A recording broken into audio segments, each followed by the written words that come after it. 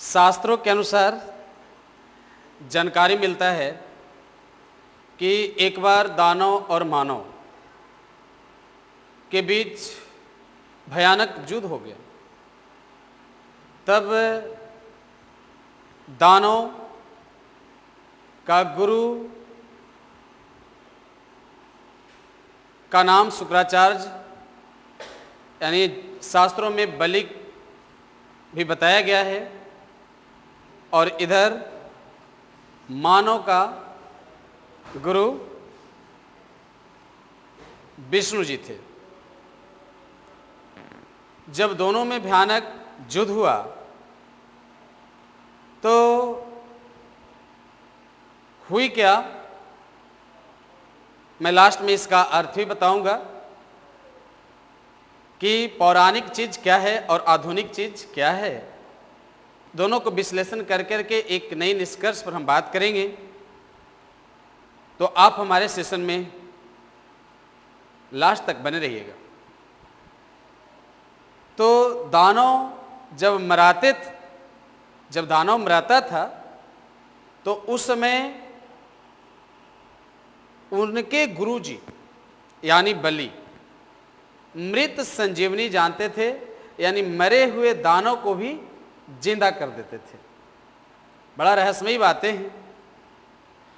और इधर मानव रूपी जीव जब मरा रहे थे तो ये मराते गए, इनकी संख्या कमते चला गया। तो ये सभी मानव रूपी जीव ये गए अपने गुरु जी के पास, विष्णु जी के पास।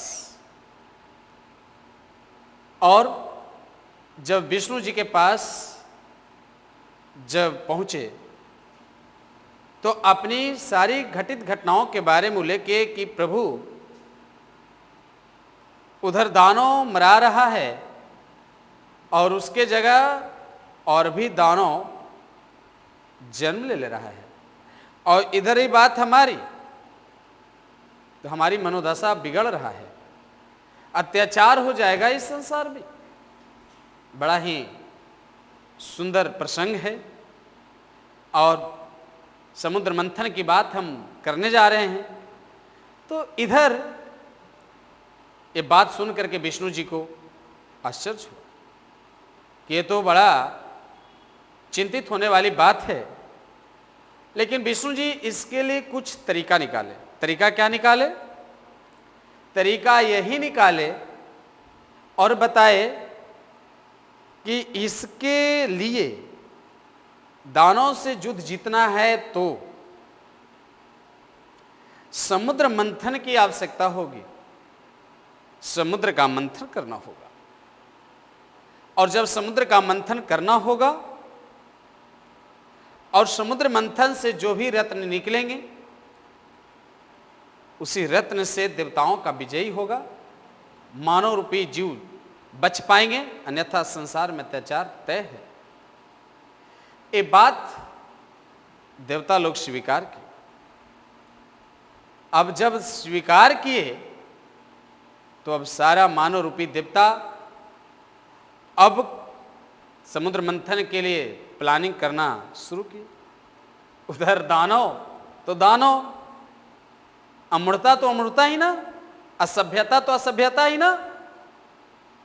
कितना सुंदर बातें लिखा गया है, समझने की बात है। तब प्लानिंग के तहत मंदराचल पर्वत का समझ रहे ना, मथनी बनाया गया। अब रही बात डोर बनाने का, तो वासुकी नाथ नाग का डोर भी बनाया गया मथने के लिए। और प्लानिंग इतना जबरदस्त थी विष्णु जी का, मत कहिए। आप लोग भी आसपास में बहुत अच्छे से राजनीति कर लेते हैं, बहुत अच्छे प्लानिंग के साथ पॉलिटिक्स वाले नॉलेज लगाते हैं ना। कल भी यही होता था। अब हुई क्या कि जब सारा देवता बासुकीनाथ जो नाग, उसके पूंछ की ओर लग गए और दानव रूपी जीव उसके मुंह की ओर लगाए गए। आप समझ गए होंगे बात। अब मथने की क्रिया शुरू हुआ तो जब नाग जब ग्रसित होकर के जब फुफकार मारे तो उसके डंस से, उसके विष से जो दानव जीव वो नष्ट हो रहे थे, क्योंकि यहां पर लगाया ही गया था नॉलेज, प्लानिंग था ऐसा। और ये मथने की क्रिया जब शुरू हुई महोदय, तो पता है समुद्र मंथन से, यानी अब मथते ही विष निकला।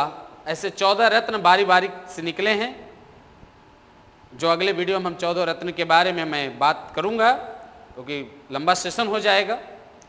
तो जब विष निकला तो ऐसा महसूस हुआ कि यह तो सारे लोगों के लिए नुकसानदेह होगा। यहीं पर शंकर भगवान जी ने विष को, जो हलाहल नाम से निकला, उसे यानी पी जाते हैं और गले में मुंह में लेकर दबा लेते हैं। ऐसा यदि नहीं होता, पेट में जाने के बाद यदि मृत्यु नहीं होती, तो विष का रहस्य हमेशा के लिए समाप्त हो जाता। समझ रहे होंगे बात। और शास्त्रों में यह भी वर्णित है कि यदि विष को न पीते तो फिर अन्य देवताओं का जान चली जाती। इसलिए यहीं पर इनका नाम पड़ा। जो काल को जो दबा लिए, जो काल को दबा लिए, उसी का नाम पड़ा महाकाल। यही महाकाल। अच्छे से समझ गए होंगे बात को। अब यही महाकाल कहलाए। मथने की प्रक्रिया जारी है। इसके बाद कच्छप अवतार में विष्णु जी तैयार हुए और वही पर्वत जो मथनी, उसको उठाए, उसको नष्ट होने से बचाए समुद्र मंथन के दौरान, यही विष्णु जी। और मंथन के दौरान क्या होता है आगे मंथन के दौरान अमृत भी निकला। और जब अमृत निकला और साथ साथ धनवंतरी,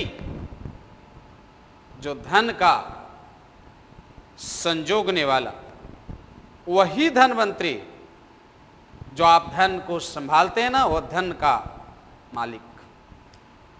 तो आखिर धनवंतरी के साथ, यानी मैंने अमृत का भी बात किया।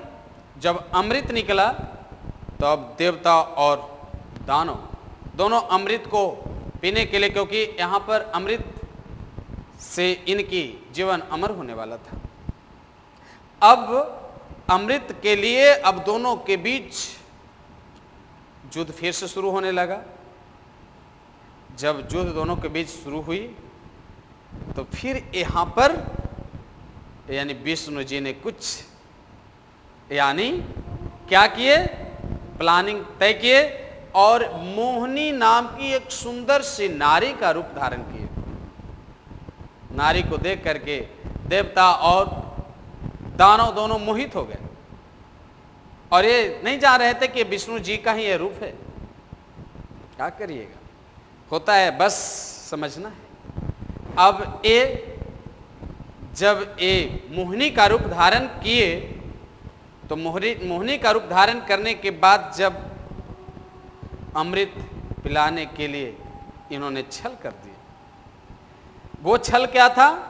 छल ये था कि देवता लोग को अमृत और दानव लोग को विष यानी पिलाना इन्होंने शुरू कर दिए। और जब विष पिलाना जब शुरू किए तो ये विष पी करके दानव समाप्त हो रहे थे और इधर अमृत पी करके देवता कुशल हो रहे थे। अब ये स्थिति जब आया तो दानवों में भी अलग अलग तरह का, कुछ दानव जीव पता होनी चाहिए, देवता का रूप धारण करके देवताओं के लाइन में लग गया, जिसमें राहु और केतु, और उन्होंने भी अमर होने के लिए उन्होंने भी छल से लाइन में लग करके पीना शुरू किया और मुंह में ले भी लिया।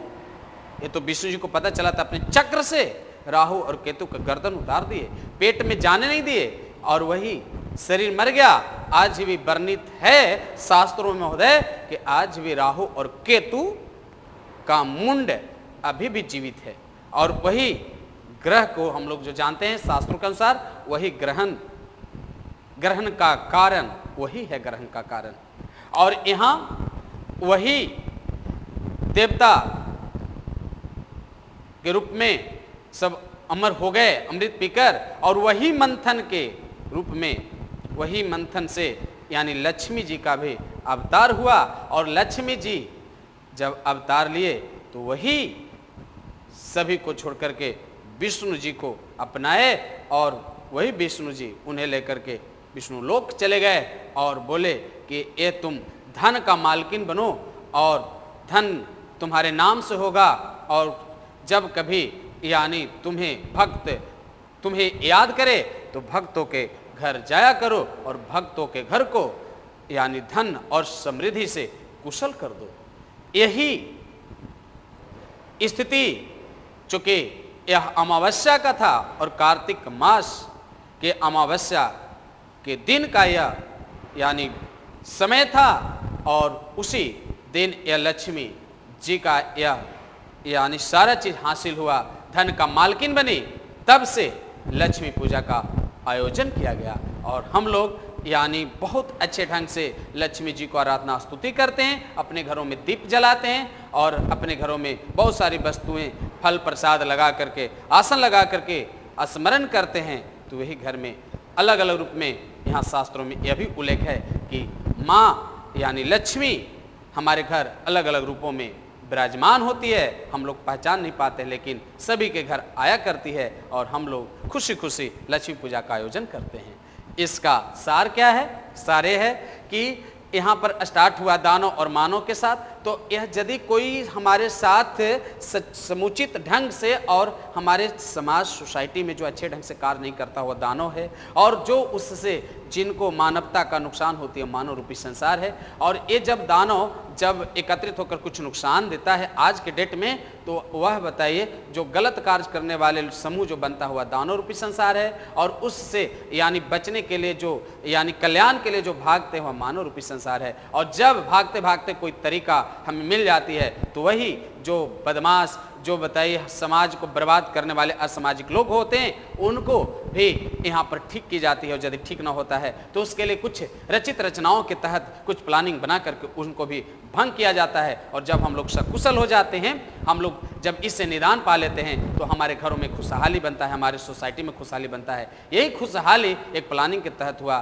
तो आध्यात्मिक तौर से हम लोग जिंदा हैं, आध्यात्मिक चीज़ों को हम लोग जानिए, समझिए और अपने जीवन में आधुनिक समय में इसका आकलन करिए। ढेर सारी बधाई, ढेर सारी शुभकामनाएं, दीपावली पूजा का ढेर सारी हमारे तरफ से कामनाएं।